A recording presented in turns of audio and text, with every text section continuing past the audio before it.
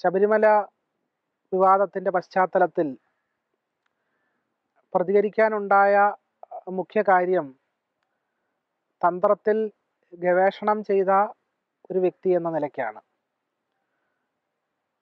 കാലടി ശ്രീ ശങ്കരാചാര്യ സംസ്കൃത സർവകലാശാലയിൽ നിന്നും സംസ്കൃത സാഹിത്യത്തിൽ ബിരുദവും ബിരുദാനന്തര ബിരുദവും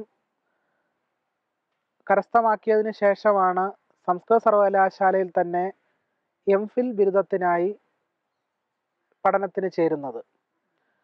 ഈ പഠനത്തിന് ചേരുന്ന കാലത്താണ് എൻ്റെ ഗവേഷണ മാർഗദർശിയായ ഡോക്ടർ കെ എം സംഗമേശൻ തന്ത്രപ്രായശ്ചിത്തത്തെപ്പറ്റി ഗവേഷണം ചെയ്യുന്നതിനെ പറ്റിയുള്ള ആലോചനകൾ മുന്നോട്ട് വെക്കുന്നത്. എംഫിൽ ബിരുദ കാലഘട്ടത്തിൽ തന്നെ ഈ വിഷയത്തെപ്പറ്റി, തന്ത്രത്തെപ്പറ്റിയും കേരളത്തിൻ്റെ തന്ത്ര പാരമ്പര്യം, അതിൻ്റെ ഒരു ചരിത്രപരവും സാമൂഹ്യവുമായ വിഷയങ്ങളെപ്പറ്റി ആലോചിച്ച് തുടങ്ങുന്നത്. പിന്നീട് ഡോക്ടറൽ വിഷയമായി, അതായത് PhD ചെയ്യുന്നതിനായി വിഷയം തിരഞ്ഞെടുത്തപ്പോൾ താന്ത്രിക പ്രായശ്ചിത്തം, കേരളീയ തന്ത്രഗ്രന്ഥങ്ങളിലെ പ്രായശ്ചിത്തം എന്ന വിഷയത്തെപ്പറ്റി സമഗ്രമായ ഒരു പഠനത്തിനും പ്രത്യേകിച്ച് സാമൂഹ്യശാസ്ത്രപരമായും ചരിത്രപരമായും ഈ താന്ത്രിക പ്രായശ്ചിത്തം എന്ന് പറയുന്ന ഒരു അനുഷ്ഠാനത്തെ, ചടങ്ങിനെ നോക്കിക്കാണാനുള്ളൊരു ശ്രമമാണ് PhD ഗവേഷണ പ്രബന്ധത്തിലൂടെ ഞങ്ങൾ ആലോചിച്ചത്.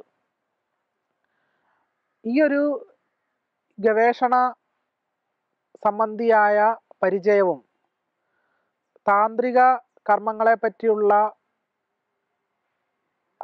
അതിനെ വളരെ അടുത്തു നിന്ന് കണ്ടിട്ടുള്ള പരിചയമുള്ള, അതിൽ ഗവേഷണം ചെയ്ത ഒരാളെന്ന നിലയ്ക്കാണ് ശബരിമല വിവാദത്തിൻ്റെ പശ്ചാത്തലത്തിൽ ഈ വിഷയത്തിൽ ഇടപെട്ടത്.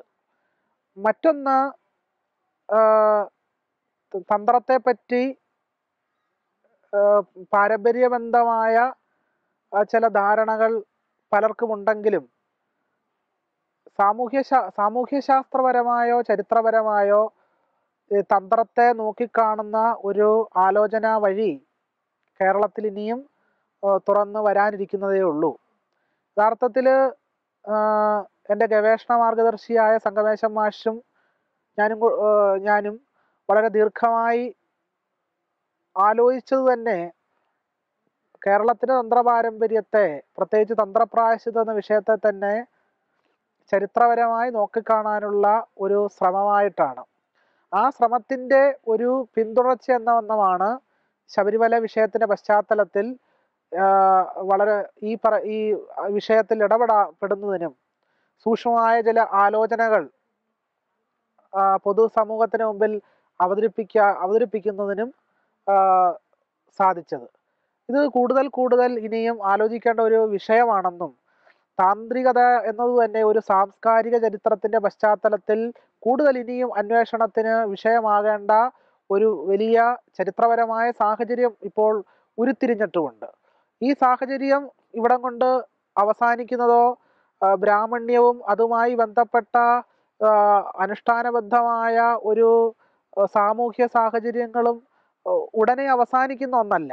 ശബരിമലയെ കേന്ദ്രീകരിച്ചുകൊണ്ട് തന്നെ ഈ വിഷയം കൂടുതൽ മറ്റു വിഷയങ്ങളിലേക്ക് പടർന്നു പന്തലിക്കുന്നതിനും അത് കൂടുതൽ ബ്രാഹ്മണ്യത്തെ ഊട്ടിയുറപ്പിക്കാനും ബ്രാഹ്മണ കേന്ദ്രിതമായ ആലോചനാ വഴികളെ ഊട്ടിയുറപ്പിക്കുന്നതിനും ഒക്കെ തന്നെ പൊതുസമൂഹത്തെ ആ വഴിക്ക് കൊണ്ടുപോകാനുള്ള ശ്രമങ്ങൾ തന്നെ പല ദിക്കിൽ നിന്നും നടക്കുന്നുണ്ട്.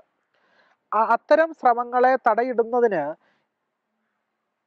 കേവലമായ സാംസ്കാരിക ചരിത്രം കൊണ്ട് മാത്രം ചിലപ്പോൾ സാധ്യമാകണമെന്നില്ല. മറിച്ച് താന്ത്രിക ഗ്രന്ഥങ്ങളെ കൂടി ഉൾപ്പെടുത്തിയിട്ടുള്ള ആലോചനകളും അന്വേഷണങ്ങളും പൊതുസമൂഹത്തെ കൂടുതൽ കാര്യങ്ങൾ അറിയിക്കുന്നതിനും വസ്തുതകൾ ബോധ്യപ്പെടുത്തുന്നതിനും നമ്മെ സഹായിക്കും. അതിന് സവിശേഷമായ ചില വിശകലനവും അപഗ്രഥനവും നമുക്ക് വേണ്ടി വരും.